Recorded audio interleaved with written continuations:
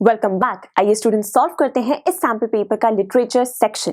देखिए इस सेक्शन में सबसे पहले है क्वेश्चन नंबर 6 जिसके फर्दर 7 पार्ट्स हैं, यानी कि 6.1 से लेकर 6.7 तक। हमें कहा गया है कि इन 7 क्वेश्चंस में से आप किन्हीं भी 6 क्वेश्चंस को अटेम्प्ट करिए। वैसे तो हम इस लेक्चर में 7 के 7 का जवाब देंगे, राइट, लेकिन आपके पास ऑप्शन है, आपको जो भी ईजी लगे, जो भी इंटरेस्टिंग लगे, आप उनमें से 6 क्वेश्चंस को एग्जाम में अटेम्प्ट कर सकते हैं। आइए सबसे पहले स्टार्ट करते हैं क्वेश्चन नंबर 6.1। इस सवाल में हमें बताना है कि द सर्मन एट बनारस, ये जो फर्स्ट फ्लाइट का चैप्टर है, यहाँ पर गौतम बुद्ध ने कीसा गोटामी से किस टाइप की रिक्वेस्ट की है, आखिर उस रिक्वेस्ट के पीछे सिग्निफिकेंस क्या है, और साथ में हमें ये भी बताना है कि क्या इस रिक्वेस्ट के साथ किसी भी टाइप की कोई कंडीशन अटैच की गई थी या फिर नहीं। तो चलिए इसका जवाब देते हैं। वेल दोस्तों, द सर्मन एट बनारस, ये जो चैप्टर है हमारा फर्स्ट फ्लाइट का, इसमें गौतम बुद्ध की जर्नी के बारे में बताया गया है, उनकी लाइफ की जर्नी के बारे में डिस्क्रिप्शन दी गई है कि किस तरीके से उन्होंने रिलीजियस नॉलेज को गेन किया, साथ में कैसे उन्होंने लाइफ और डेथ, यानी कि जो ह्यूमैनिटी है, हमारी जो ह्यूमन लाइफ की जर्नी रही है, किस तरीके से उन्होंने उसकी अंडरस्टैंडिंग गेन की। देखिए इस चैप्टर से हमें पता चला है कि गौतम बुद्ध ने कीसा गोटामी को ये समझाने के लिए कि आखिर लाइफ और डेथ का ट्रुथ क्या होता है, उन्होंने कीसा गोटामी को एक टास्क दिया। उन्होंने ये रिक्वेस्ट की कि देखिए तुम घर घर जाओ और सभी घर वालों से तुम मस्टर्ड सीड्स मांग कर लाओ। देखिए फ्रेंड्स, जो मस्टर्ड सीड्स होते हैं ना, ये ऑलमोस्ट कुकिंग में हर एक सब्जी में यूज किए जाते हैं, ये बहुत इजीली अवेलेबल होते हैं। इसीलिए गौतम बुद्ध ने कहा कि तुम घर घर जाओ और मस्टर्ड सीड्स लोगों से मांग करके लाओ, परंतु साथ में एक कंडीशन अटैच की कि तुम ऐसे घर से मस्टर्ड सीड्स को मांग कर लेकर आना जहां पर कभी भी किसी बच्चे की, हस्बैंड की, फ्रेंड की, पेरेंट की या किसी भी मेंबर की डेथ ना हुई हो। ऐसा उन्होंने इसीलिए कहा ताकि कीसा गोटामी को जो लाइफ और डेथ का ट्रुथ होता है, जो ये हमारा लाइफ लाइन होती है, इसके बारे में, इसकी सच्चाई के बारे में, बहुत सारे फैक्ट्स के बारे में पता चले। तो स्टूडेंट्स, इसी के साथ हमने कंप्लीट कर लिया है क्वेश्चन नंबर 6.1। इंटरेस्टिंग था, राइट, और बहुत ही ईजी था। अगर चैप्टर की अंडरस्टैंडिंग है तो फटाफट से आपको जवाब आ जाएंगे। तो चलिए अब आगे बढ़ते हैं और सॉल्व करते हैं क्वेश्चन नंबर 6.2। वेल, इस क्वेश्चन में बात की गई है पोएम एनिमल्स की। इसमें हमें बताना है कि आखिर वॉल्ट व्हिटमैन ने ये जो पोएम लिखी है एनिमल्स, इसमें ये पोएम आखिर मैनकाइंड के क्रिटिसिज्म को कैसे दर्शाती है। देखिए दोस्तों, बात ये है कि इस पोएम में पोइट ने हमें बताया है कि जो मैनकाइंड है, जो ह्यूमैनिटी है, अगर हम आज की बात करें तो वो ego, selfish attitude, materialistic attitudes, fakeness, इन सब एलिमेंट से भर चुकी है। सारे के सारे एट्रीब्यूट्स बहुत ज़्यादा चेंज हो चुके हैं। लव के बारे में, सेल्फ रिस्पेक्ट के बारे में, इन सारी चीज़ों के बारे में आज बहुत कम लोग बात करते हैं। ज़्यादातर लोग मटीरियलिस्टिक और पैसों के पीछे भागे जा रहे हैं।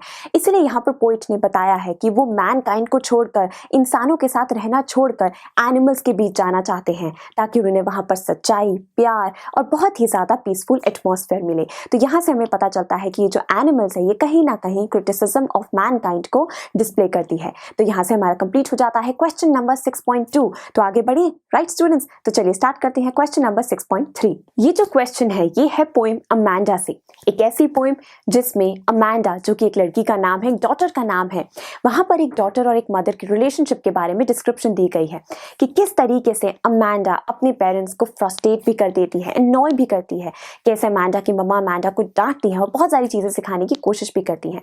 वेल देखिए, इस सवाल में हमें ये बताना है कि जब अमांडा की मम्मा अमांडा से कहती है कि Amanda will you please look at me when I am talking to you, तो आखिर यहाँ से हमें अमांडा की मदर की किस टाइप की टोन के बारे में पता चलता है।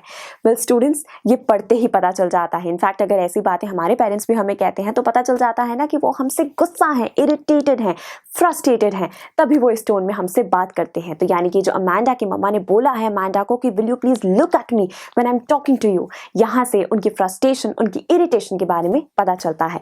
इसी के साथ कंप्लीट हो जाता है क्वेश्चन नंबर 6.3। तो आइए स्टार्ट करते हैं 6.4। वेल देखिए, यहाँ पर हमें डिस्क्राइब करना है कि जो हमारी ये पोएम है the tale of the custard of dragon, यहाँ पर हमें बताना है कि ये पोएम आखिर एक बैलेड कैसे है, यानी कि ये एक ऐसी स्टोरी कैसे है जिसकी स्टार्टिंग में तो लगता है कि बड़ी क्यूट और बड़ी स्वीट स्टोरी है और लास्ट में एक सरप्राइज एंडिंग आ जाती है। वेल स्टूडेंट्स देखिए, the tale of the custard the dragon, ये एक ऐसी पोएम है, ऐसी टेल है, ऐसी बैलेड है जहाँ पर हमें पता चलता है कि एक ड्रैगन है जिसका नाम है कस्टर्ड। ये जो ड्रैगन है ये बहुत सारे पेट्स के बीच रहा करता था। शुरुआत में सब सभी को ऐसा लगा था कि जो ड्रैगन है ये तो कावर्ड है, बहुत ज़्यादा डरपोक है, बिल्कुल भी स्ट्रांग नहीं है, ब्रेव नहीं है, अपने लिए या किसी और के लिए फाइट नहीं कर सकता, बिल्कुल मासूम है, चुप रहने वाला है, डरपोक है और बिल्कुल बस अपने कॉर्नर में बैठने वाला है। सबको ऐसे लगा था और सब मजाक भी उड़ाते थे। परंतु धीरे धीरे ऐसे ऐसे इंस्टेंसेस आते हैं पोएम के अंदर, हमें पता चलता है इस स्टोरी में जब पायरेट्स की एंट्री होती है तो हमें ये देखने को मिलता है कि सभी पेट्स के मुकाबले जो ये ड्रैगन होता है, जो दोस्तों ये ड्रैगन है, यही सबको बचाता है, सबकी लाइफ सेव करता है। यही हमारा ड्रैगन, जिसको शुरुआत में सबने एक कावर्ड कस्टर्ड ड्रैगन का नाम दिया था। तो स्टूडेंट्स, हमें पता चल गया है कि आखिर ये एक पैलेट कैसे है, एक टेल है जिसके लास्ट में हमें एक सरप्राइज एंडिंग मिल जाती है। तो आइए, इसी के साथ कंप्लीट हो गया है 6.4 and now we have to start question number 6.5। इस क्वेश्चन में स्टूडेंट्स हमें डिस्क्राइब करना है कि आखिर ऐसे कौन से 2 इश्यूज थे जिनकी वजह से लोमोव कन्विंस हो गया था बिल्कुल कि अब उसे शादी कर लेनी चाहिए। वेल स्टूडेंट्स, इस सवाल को पढ़ते ही पता चल रहा है कि ये जो क्वेश्चन है ना, ये है द प्रोपोजल चैप्टर से। इस चैप्टर में हमने देखा है कि किस तरीके से 2 फैमिलीज के बीच बहुत ज्यादा झगड़े हो जाते हैं, कैसे लोमोव एक गर्ल को प्रपोज करता है। लास्ट में ये सरप्राइज एलिमेंट है कि क्या वो प्रपोजल एक्सेप्ट होता है या नहीं। वेल अभी के लिए इस बात पर ध्यान देंगे कि आखिर कौन सी ऐसी 2 इंपॉर्टेंट बातें थी या 2 इंपॉर्टेंट इश्यूज थे जिसकी वजह से लोमोव कन्विंस हो गया था पूरी तरीके से कि अब उसे शादी कर लेनी चाहिए। वेल देखिए स्टूडेंट, सबसे पहला तो ये था कि लोमोव सोसाइटी के फैक्टर से बहुत ज्यादा कन्विंस रहता था। तो जब सोसाइटी ये कहती थी कि लोमोव अब तुम्हारी एज हो गई है, अब तुम्हें शादी कर लेनी चाहिए, तो लोमोव इस बात से काफी ज्यादा सेटिस्फाइड था कि हाँ अब उसे शादी कर लेनी चाहिए। वो काफी ज्यादा कन्विंस्ड था। और दूसरा पॉइंट ये था कि लोमोव अब लाइफ में सेटल होना चाहता था, स्टेबिलिटी लाना चाहता था। उसे बहुत बार एक पार्टनर की कमी महसूस होती थी, वो सैड फील करता था और इसीलिए लोमोव काफी ज्यादा कन्विंस्ड हो गया था कि अब उसे शादी कर लेनी चाहिए। तो इसी के साथ हमने कंप्लीट कर लिया है क्वेश्चन नंबर 6.5 और ये काफी इजी क्वेश्चन था, आई एम श्योर आप सब भी मानेंगे, है ना। तो चलिए सॉल्व करते हैं बिना देरी करे क्वेश्चन नंबर 6.6। वेल इस सवाल में बात की गई है मिटिल्डा की। मिटिल्डा से ही पता चल जाता है कि डेफिनेटली ये क्वेश्चन है चैप्टर द नेकलेस से। हमें बताना है कि आखिर मिटिल्डा ने खुद अपने हाथों से ही अपनी लाइफ को ड्रेडफुल कैसे बना दिया। वेल स्टूडेंट्स, हम लोगों ने द नेकलेस स्टोरी से देखा है कि कैसे मिटिल्डा बहुत ज्यादा मटेरियलिस्टिक वुमेन थी। वो खुद के लिए एक बहुत ज्यादा लग्जरियस लाइफ चाहती थी, जबकि वो ये जानती थी कि जो उनके हस्बैंड है वो इतने ज्यादा पैसे नहीं कमाते या इतना वो अफोर्ड नहीं करते। परंतु ये सब भुलाकर उन्हें बस ये लगता था कि उन्हें बहुत ही एक क्वीन दिखना है, उनको सारी लाइफ की सारी लग्जरी आइटम्स मिलनी चाहिए। वो बहुत ज्यादा मटेरियलिस्टिक थी।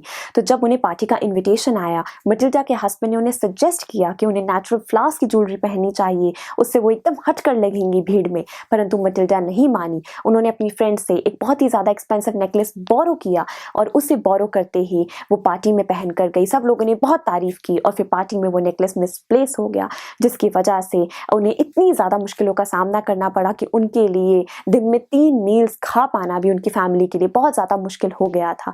तो ये कहना बिल्कुल सही है कि मिटिल्डा ने अपने हाथों से अपनी लाइफ को इतना ड्रेडफुल बना दिया था।